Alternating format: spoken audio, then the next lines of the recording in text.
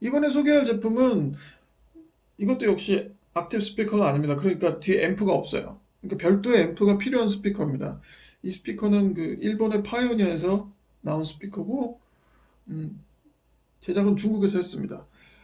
파이오니아는 사실 90년대가 끝나갈 때까지는 상당히 그 오디오 시장에서 인지도가 있는 회사였어요. 국제 오디오 시장에서. 저도 예전에 그 파이오니아의 앰프와 CD 플레이어를 사용했었는데 상당히 잘 쓴 기억이 있습니다. 제가 그때 파이오니어를 좋아했던 이유는 뭐 모란트나 데논보다 뭔가 좀 리스믹하고 좀 더 그 생맛이 나는 그런 소리를 들려줬기 때문이죠. 그런데 90년대가 끝나가면서 파이오니아가 홈 오디오 시장을 서서히 정리합니다. 그리고 뭐 DJ 턴테이블이나 카오디오 시장에 더 집중을 하죠. 뭐 그러다가 다시 몇 년 전부터 홈 오디오 시장을 위한 제품을 만들기 시작했어요.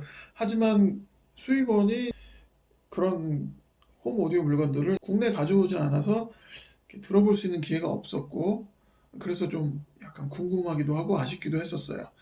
근데 이제 다시 이제 물건들이 조금씩 들어오는 것 같아서 이때다 싶어서 이제 물건을 한번 가져와서 들어보게 되었습니다. 근데 사실 이 일본 브랜드의 스피커는 국제 오디오 시장에서 그렇게 큰 인기가 없어요. 이건 뭐 그 파이오니어도 그렇고 뭐 어떤 브랜드나 마찬가지입니다. 뭔가 이렇게 좀 음악성이 없다라고 생각하는 경우가 많고, 뭐 그게 편견일 수도 있고 또 뭐 근거가 있을 수도 있는 이야기예요. 어쨌든 인기가 별로 없어요. 하지만 예전에 그 일본 내수 시장은 좀 이야기가 달랐어요. 그 일본 내수 시장을 위한 아주 고가의 스피커들이 만들어졌었거든요. 그 예를 들면 아실 만한 분들은 아시겠지만 그 온쿄, 온쿄에서는 그 혼 스피커에 대한 그 제작 능력이 뛰어났었고, 그 다음에 테크닉스 있죠. 역시 또 되게 유명한 브랜드인 파나소닉의 홈 오디오 전문 계열사입니다. 테크닉스 같은 경우는 그 평판형 스피커에 대한 기술이 상당히 뛰어났었어요. 하지만 버블 경제의 몰락으로 그런 스피커 회사들이 다 이제 사업을 접습니다. 내수용으로 나왔고 이제 더 이상 만들지 않기 때문에 이런 물건들을 접할 기회들이 많이 없어요. 그럼 이제 파이오니어는 어떻게 했느냐? 파이오니어는 좀 더 다른 전략을 선택을 합니다.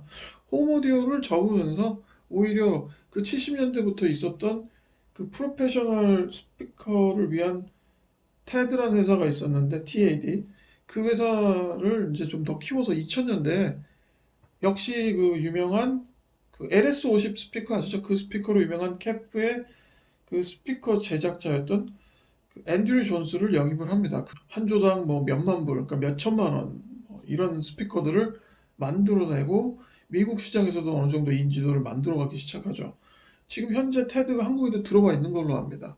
앤드류 존스는 현재는 미국 엘락, 그러니까 엘락의 자회사인데 이제 별도 회사인 것 같아요. 사장으로 자리를 옮기죠. 앤드류 존스가 엘락으로 옮기기 전에 파이오니아에게 선물을 하나 합니다. 바로 그게 이 스피커인 거죠.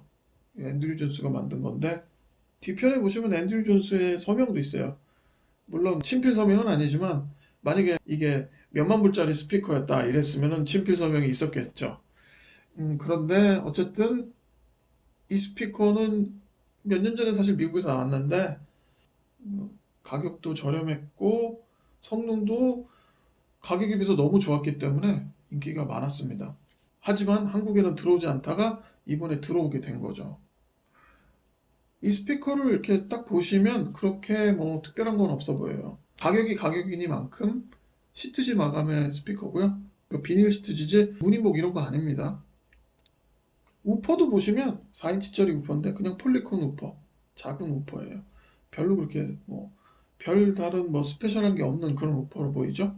근데 트위터만큼은 좀 힘을 준 것 같아요. 소프트온 트위터인데 제대로 된 1인치짜리 트위터가 들어 있습니다. 이 트위터에서 상당히 좀 뭔가 있어 보인다는 느낌을 받았어요. 그리고 이제 뒤편을 보시면 뒤편은 좀 더 있어 보입니다. 이게 그 스탠딩 웨이브, 그러니까 정제파라고 하죠. 그거를 줄이기 위해서 약간 이렇게 뒤를 깎았어요. 그리고 스피커 케이블을 연결하는 바인딩 포스트가 가격을 생각하면 이게 꽤 좋아 보여요. 스피커 그 단자도 상당히 충실합니다. 이 스피커를 제가 들어보니까 이 스피커의 가장 큰 덕목은 정말 밸런스가 뛰어납니다. 밸런스가 좋은 스피커를 상당히 좋아해서 그런지 몰라도 뭘 들어도 이 소리가 어느 정도의 어떤 품격을 갖추고 쉽게 망가지지 않고 저렴한 오디오로 듣다가 이제 이 스피커를 접하게 되면 소리가 뭔지 모르지만 약간 좀 더 고급의 소리가 난다 이런 정도의 느낌이 있어요. 물론 이것보다 더 비싼 스피커처럼 소리가 뭐 단단하다든가 뭔가 이렇게 쫙쫙 갈라진다던가 그런 느낌은 없지만 가격을 생각할 때 거의 무슨 땡큐 수준인 거죠. 저는 이 스피커를 적극 추천하고 싶고 특히 그 좀 제한된 예산에서 시스템을 꾸려보고 싶은 사람들한테는 강력 추천할 수 있다고 생각을 하고 이미 시스템이 있어도 또 새롭게 좀 더 다른 재미를 맛보고 싶은 사람들한테도 이 스피커를 추천하고 싶습니다. 이 스피커의 이름은 파이오니어 SP BS22LR 좀 이름이 길죠.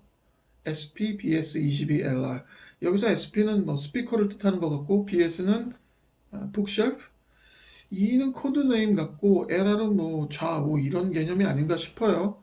검색을 해보시면 현재 국내 시장에 들어와 있고요. 가격은 20만 원 언더입니다.